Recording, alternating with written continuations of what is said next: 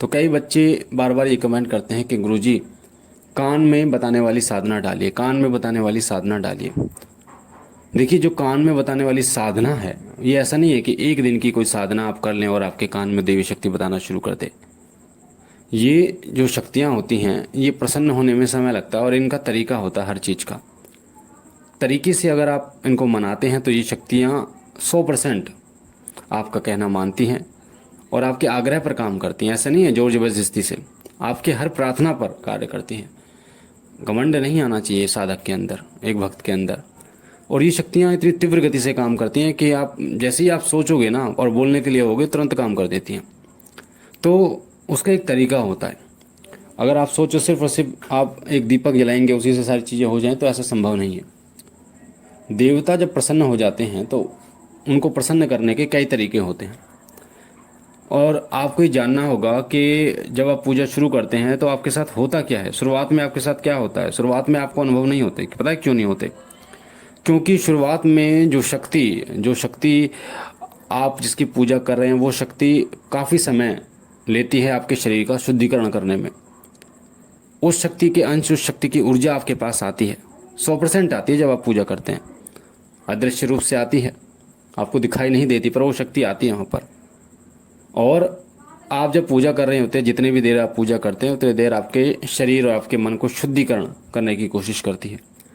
तो लगभग 1 महीना 2 महीना, या कई लोग अगर ज़्यादा करते हैं तो 15-20 दिन में उनके शरीर का शुद्धिकरण हो जाता है, जिससे वो देवी शक्ति उनके शरीर में वास कर सके। क्योंकि देखिए, शरीर को ही मंदिर बताया गया और देवी शक्तियाँ, पवित्र शक्तियाँ पवित्र शरीर में ही वास करती हैं। जो पवित्र शरीर होता है उसी में वास करते हैं। तो सबसे पहले वो आपको पवित्र करने में समय लगाती है, जिससे आपको थोड़ा टाइम लगता है।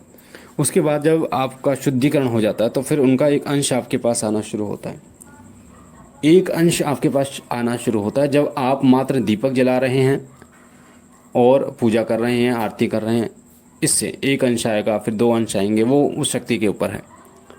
अगर आप चाहते हैं कि ज़्यादा अंश आएँ, क्योंकि देखिए, जब ज़्यादा अंश आएंगे तो देवी शक्ति जागृत होगी। जैसे एक हथौड़ा मारोगे तो लोहा कम गर्म होगा, पर बार बार हथौड़ा मारोगे तो लोहा इतना गर्म होगा कि आप उसे मोड़ सकते हैं और मनचाहा आकार दे सकते हैं। इसी तरीके से देवी शक्तियों का होता है। देवी शक्तियों को अगर आपको बुलाना है, उनके अंश रूपी ऊर्जा को इकट्ठा करना है और मनचाहा उन शक्ति से कार्य लेना है। कार्य का मतलब विनम्र स्वभाव से आग्रह कर कर, विनती करके। तो आप चाहते हैं कि वो आप जब बोलें तो काम करें, आपके कान में बताएं और दूसरों के बारे में बताएं, तो तभी हो सकता है जब आप उनके अंशों को इकट्ठा जल्दी कर लें। वरना साल साल, 2-2 साल, 3-3 साल, 10-10 साल लोगों को लग जाते हैं।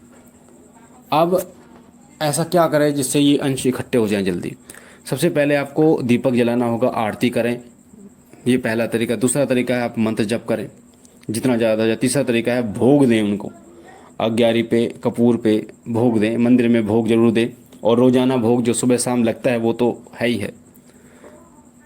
मंदिर जाएं, उनके आसपास अगर आपके मंदिर है तो वहाँ जाएं उनके विशेष वार पर। और उनका जो सिद्धपीठ मंदिर होता है वहाँ पर जरूर जाएं। साल में एक बार जाएं या महीने में एक बार जाएं, उनके सिद्धपीठ मंदिर में जरूर जाना है आपको। सिद्धपीठ मंदिर हर देवी या देवता का होता है, चाहे वो भगवान शिव हो, चाहे वो माता पार्वती हो, चाहे माँ काली हो, चाहे माँ दुर्गा, भगवान श्री कृष्ण, भगवान शिव, किसी के भी, सबका सिद्धपीठ दरबार होते हैं। वहाँ पर आपको जाना, क्योंकि सिद्धपीठ दरबार में बहुत सारी शक्तियाँ होती हैं उन देवता की। वहाँ से आप, कहते हैं ना, खजाना बोरी में भरकर ला सकते हो। वहाँ से बहुत सारे अंश उनके लेके आ सकते हो आप। क्योंकि जब आप जाते हो, विनम्र प्रार्थना करते हो, तो वहाँ से बहुत सारी शक्तियाँ आपके साथ आती हैं, अंश आपके साथ आते हैं। इस चीज़ को समझना होगा। तो सिद्धपीठ मंदिर जाने से बहुत सारे अंश आपके पास आते हैं। हवन करने से बहुत सारे अंश आपको प्राप्त होते हैं। मंत्र जप करने से, कोई पाठ है, चालीसा है, उसका करने से आपको बहुत सारे अंश प्राप्त होते हैं। साथ ही व्रत व्रत करने से, परहेज, जो भी परहेज होते हैं उस देवी देवता से जुड़े, जैसे हनुमान जी से जुड़े परहेज होते हैं, प्याज लहसुन तामसिक चीज़ें, उसी तरीके से उनका भी परहेज आपको करना होता है। नियम आपको करना होता है, क्योंकि बिना नियम के कभी भी आप किसी देवी शक्ति को प्राप्त नहीं कर सकते। तो जब इन चीज़ों को आप करते हैं सबको, क्योंकि एक सच्चा जो साधक, एक भगत है ना, आप उसको उनके बारे में जानने की कोशिश करेंगे उनके बारे में जानेंगे तो वो इन सब चीज़ों को करते हैं। क्यों करते हैं पता है? उन्हें पता है, डायरेक्ट या इनडायरेक्ट उन्हें पता है कि देवी अंश बहुत जल्दी से प्राप्त होते हैं, बहुत जल्दी देवी शक्ति इनसे प्राप्त होती है। एक तरफ आप चोला भी चढ़ा रहे हो, एक तरफ आप हवन भी कर रहे हो, एक तरफ आप मंत्र जप भी कर रहे हो, एक तरफ आप बड़ा व्रत भी कर रहे हो, एक तरफ आप उनके धाम पे भी जा रहे हो, तो बहुत जल्दी अंश, जगह जगह से अंश आपके पास इकट्ठे होते हैं। तो इससे वो शक्ति बनती है और एक अपना रूप, एक आकृति वो ले लेती है और जागृत रूप में आपके सामने आ जाती है और फिर आपको वो संकेत देती है। पहले सपने में संकेत देती है वो आपको, सपने में संकेत देगी, फिर आपके दीपक में भी आपको संकेत मिलने शुरू हो जाते हैं। जैसे दीपक में फूल बनता है, लो तीव्र हो जाती है, या कोई आकृति बनती है, फूल बनता है, और आपके शरीर पर भी आपको महसूस होगा, आंखों में आंसू, बासियाँ बड़ी बड़ी, शरीर वाइब्रेट होगा आपका, या आगे पीछे हिलेगा, इस तरीके से सांस ऊपर की तरफ चढ़ेगा।